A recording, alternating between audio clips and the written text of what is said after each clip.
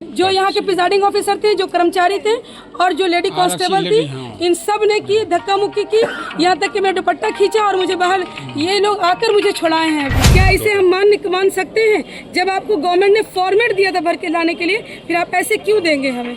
क्या ये मांगना नाजायज़ था?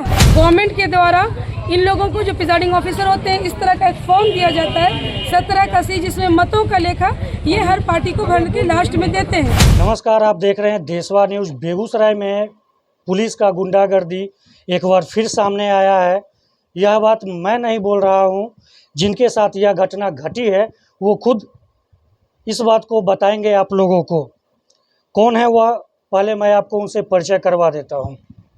मैं बेगूसराय नगर निगम के वार्ड 35 की वार्ड पार्षद हूं और साथ ही मैं भारतीय कम्युनिस्ट पार्टी की नेत्री हूं, और जिस समय ये घटना घटी मैं उस वार्ड की चुनाव प्रभारी भी थी। आपके साथ क्या घटना घटी थी और किस दिन का यह घटना है? ये घटना घटी 13 मई 2024, जिस दिन बेगूसराय लोकसभा का चुनाव हो रहा था। ये घटना बूथ नंबर 307 पर घटी, जो कि मेरे ही वार्ड 35 का एक बूथ है, जो चित्रगुप्त नगर मंदिर परिसर में जो प्राथमिक विद्यालय है उसमें ये बूथ है। ये घटना ये घटी कि जब चुनाव संपन्न हुआ, तो चुनाव संपन्न होने से पूर्व ही जाकर मैंने सभी प्रिजाइडिंग ऑफिसर को ये कह दिया था कि चुनाव समाप्त होने के बाद आप मुझे फॉर्म 13 का सी, जिसमें मत का विवरण देना होता है, जिसमें ईवीएम का सीरियल नंबर, वीवीपैट जो मॉक पोल पड़ता है उसका सीरियल नंबर, प्लस कितना कुल मतदान हुआ, इन सब चीज़ों का आंकड़ा पोलिंग एजेंट को हर पार्टी के देना होता है, वो बनाकर दे दीजिएगा। ये मैंने उन्हें 4 बजे ही कह दिया था। उसके बाद जब पोलिंग संपन्न हुआ, मुझे सभी बूथ से विवरण प्राप्त हो गया पीठासीन पदाधिकारी के साइन और मोहर के साथ। लेकिन जब बूथ संख्या 307 पर मुझे ये विवरण देने से प्रिजाइडिंग ऑफिसर ने मना कर दिया कि मैं ये विवरण नहीं दूंगा।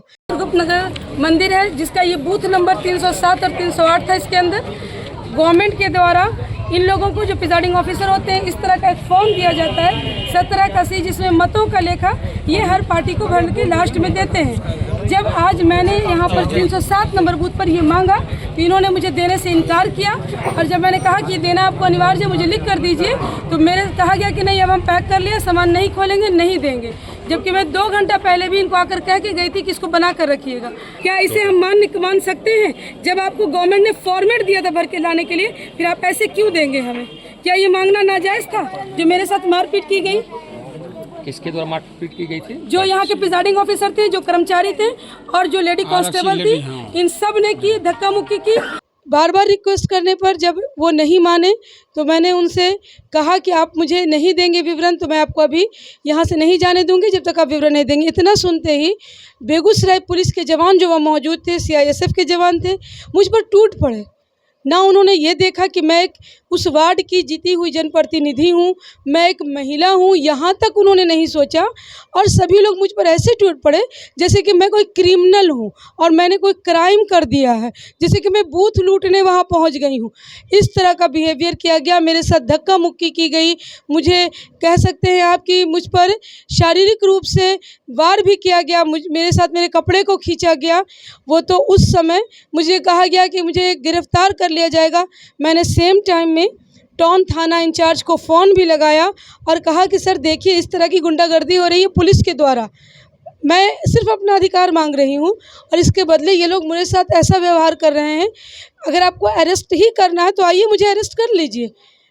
लेकिन टाउन थाना से भी उस समय मुझे कोई मदद नहीं मिली, कोई लोग नहीं आए वहाँ पर। जब वो लोग चले गए तब टाइगर मोबाइल के 2 जवान आए। उस समय वहाँ कोई भी नहीं पहुँचा, टाउन थाना से भी। पुलिस जब एक जनप्रतिनिधि की गुहार नहीं सुन रहा है, उसके कॉल पर जब उसको नहीं, आप संज्ञान नहीं लेते हैं, कोई अभी तक मुझे स्पष्टीकरण नहीं दिया गया कि उन ऑफिसर्स के साथ कोई पूछताछ हुई कि नहीं, कार्रवाई हुई कि नहीं, तो एक आम नागरिक किस तरह से पुलिस से उम्मीद रखे कि वो उसके साथ इंसाफ करेगा? वो तो उस समय मेरे जो वार्ड के लोग हैं, जो वहाँ पर मौजूद मतदाता थे, जो लोकल स्थानीय लोग थे, वो बड़ी संख्या में आए और मुझे छुड़ाया उनसे। नहीं तो पता नहीं मेरे साथ क्या वो व्यवहार करते। ये है पुलिस की गुंडागर्दी। आपके साथ पुलिस जो मारपीट किया, वो महिला था या जेंट्स था? और आपके साथ जो आप बताए कि मेरा हाथ पकड़ा, वह जेंट्स था या महिला था? देखिए, जो मारपीट की, धक्का मुक्की की, मेरे साथ बदतमीज़ी की, वो लेडीज़ पुलिस थी। वो सीआईएसएफ की लेडीज़ जवान थी।